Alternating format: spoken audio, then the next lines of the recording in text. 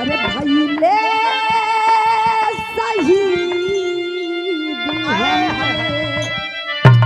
देश के जवाना भैले शहीद हमर देश के जवाना भैले शहीद हमर देश के जवाना विजय तिरंगा झंडा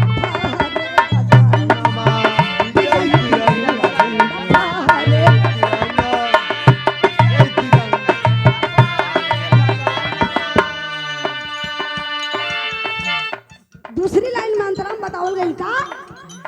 डाल दैया याद के गोलियां चलाई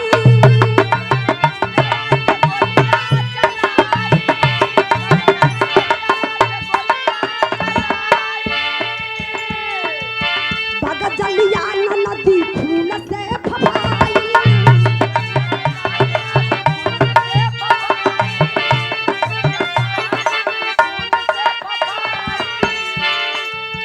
लसिया जरत बात ये कहीं मसानवा लसिया जरत बात ये कहीं मसानवा विजय तिरंगा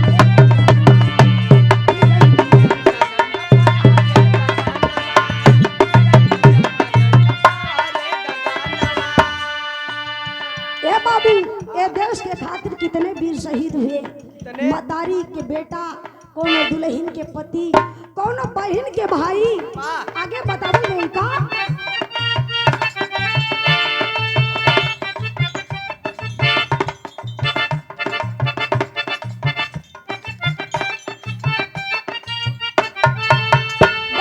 दैया याद के गोलियां चलाई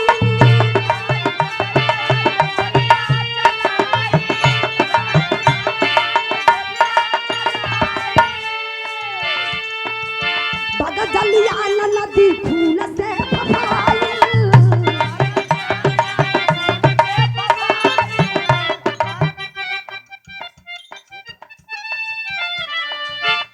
अरे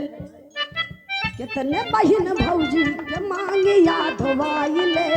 कितने बहन भौजी के मांगे याद धोवाइले अरे गलती हो गई।